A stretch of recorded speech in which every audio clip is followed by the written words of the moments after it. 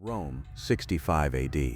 The palace is silent, but not still. Curtains flutter in the warm breeze like funeral shrouds. Incense coils in the air, but it cannot mask the copper tang of blood. Poppaea Sabina is dead. She died under Nero's heel, a fit of rage, a blow too hard to a pregnant belly, and now the emperor stands over her body, sobbing with the intensity of a child who broke his favorite toy. Servants freeze in doorways. No one moves. No one speaks. There are no punishments, no public explanations, only the sound of an empire holding its breath. Poppaea was not just a wife, she was Nero's anchor to beauty, to adoration, to whatever remained of his sanity. Her death wasn't an execution, it was an unraveling. The days that follow are a nightmare in slow motion. Nero refuses to let her corpse be buried. Instead, he has it embalmed in perfumes and gold. Her chambers are sealed and preserved. A shrine is built where the Empress once bathed.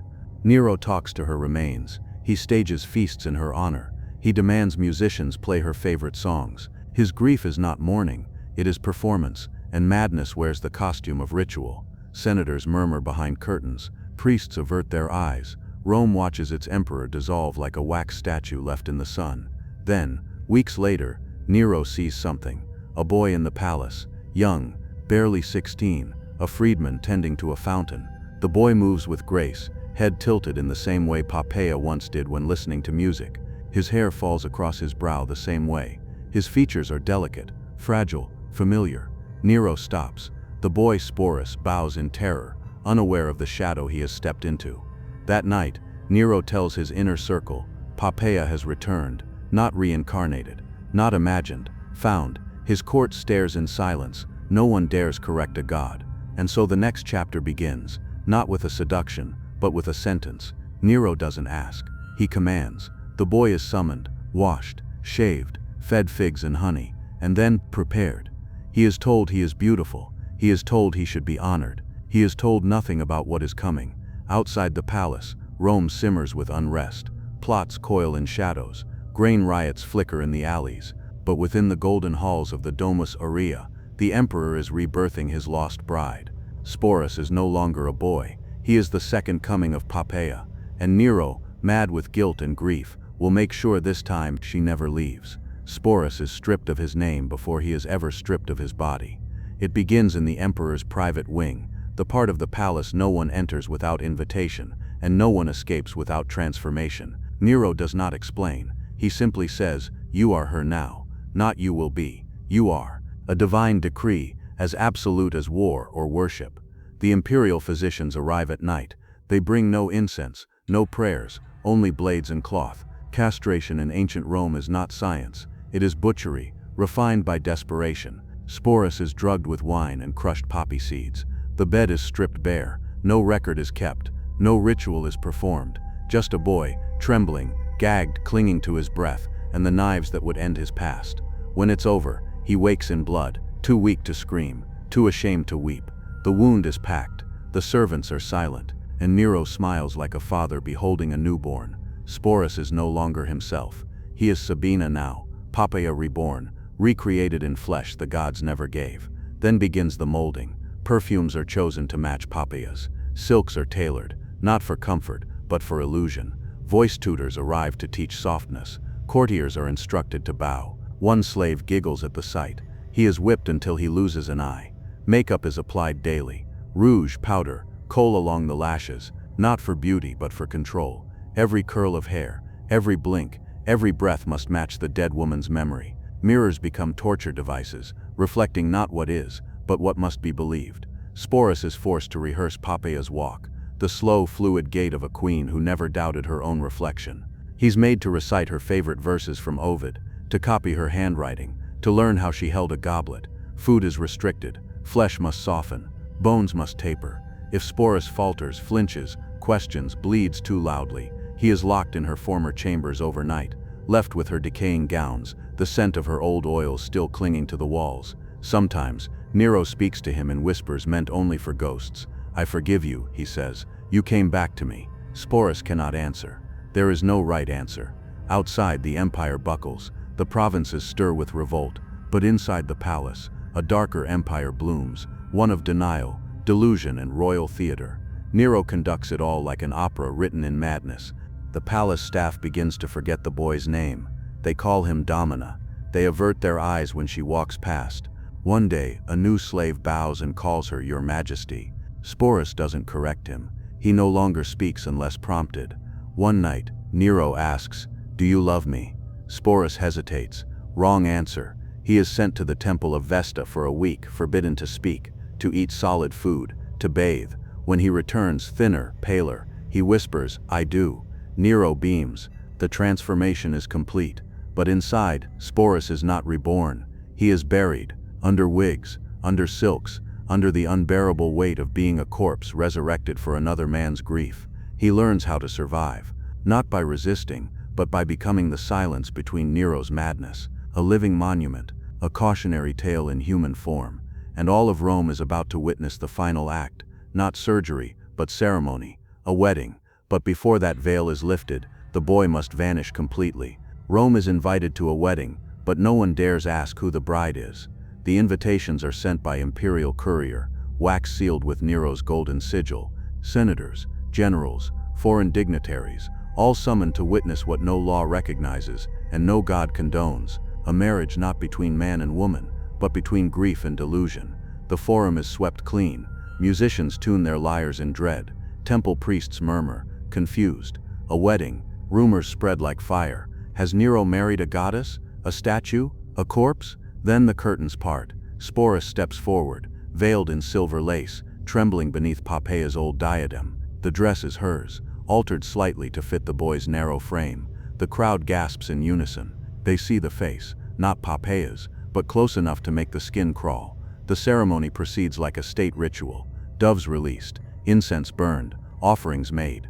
Nero recites his vows with tears in his eyes. Sporus repeats them back, voice breaking, almost inaudible beneath the hum of terrified spectators. There are no objections, no protests, only silence. The marriage is sanctified under Roman rites. The emperor kisses the bride. Applause is forced. Everyone bows. History records the event, but no one records the agony behind Sporus's eyes. From that day forward, he is introduced as Sabina Augusta, a new empress, crafted, not born. He sits beside Nero at banquets, adorned with sapphires and scorn. The guests toast him but do not meet his gaze. He is praised in verses, immortalized in marble. One sculptor dares to carve his face without the veil. He is exiled. Behind the curtains, the performance is constant. Sporus wakes each morning to the sound of flutes, the same lullabies once sung to Poppaea. His chamber is filled with her old belongings, combs, slippers, love letters. Nero orders her scent to be recreated and doused on every pillow.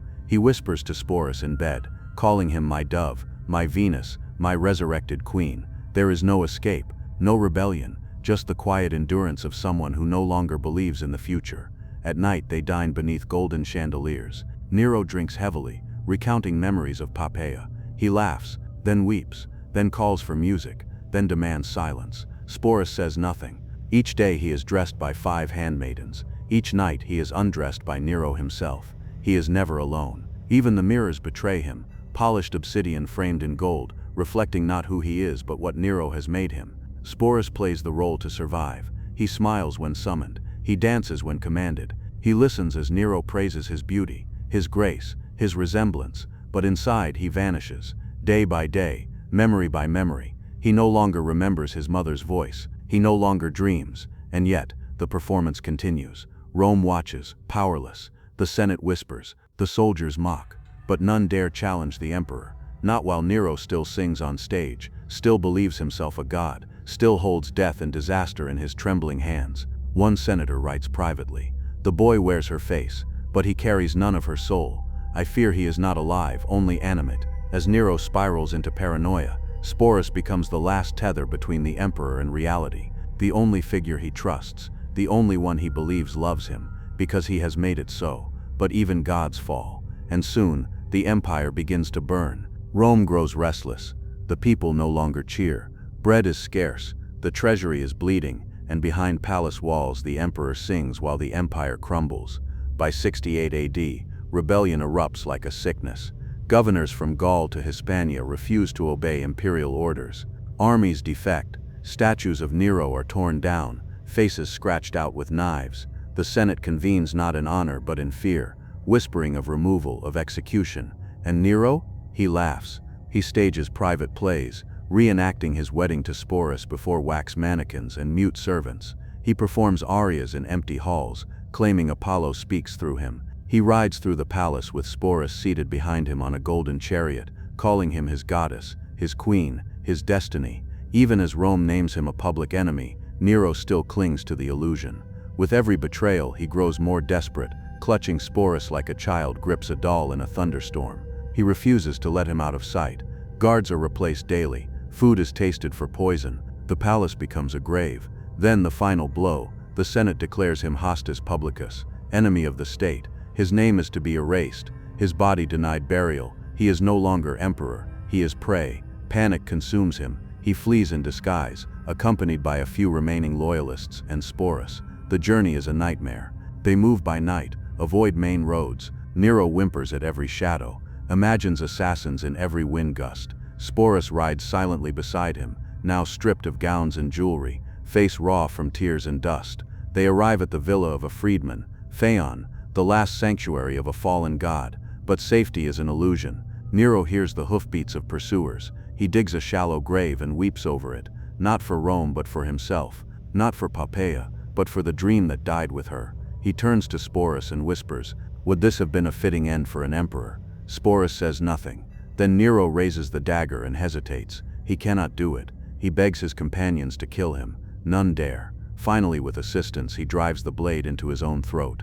It is not clean. He chokes, gurgles, writhes. The man who commanded the world dies gasping for breath, a finale as grotesque as the opera he made of his life. And Sporus, he lives, but only just. The new emperor Otho keeps him in court, not as a guest but as a curiosity, a pet from the last regime, still dressed in silks, still addressed mockingly as Empress. Then comes Vitellius, a sadist with a thirst for spectacle. He devises a public entertainment, a play reenacting the rape of Proserpina. The twist, it will be real, and the role of the violated goddess, Sporus. The announcement is made, the arena is prepared, Sporus is taken into custody. But this time, the choice is his. Before the performance, he acquires poison, perhaps gifted by a sympathetic courtier, perhaps stolen, and alone in a silent chamber, Sporus drinks. The world will never know his real name, only the title he was given, only the role he was forced to play. But in that final moment, he claims something no emperor, no god, no stage ever gave him: control. The end. History remembers monsters. It remembers Nero, the mad emperor, the lyre-playing arsonist, the tyrant who watched Rome burn. But it rarely remembers the collateral, the souls consumed by his delusions, the ones who didn't choose their roles. Sporus didn't ask for a crown. He never asked to be a bride, a widow, an empress, or a goddess. He was a boy, delicate, bright, perhaps even hopeful, who caught the eye of a man who believed himself divine, and believed grief could be sculpted into flesh. They erased his body. They erased his voice. They wrote him into their fantasies and called it love. And when it no longer served them, they turned his life into theater. Even death had to be a performance.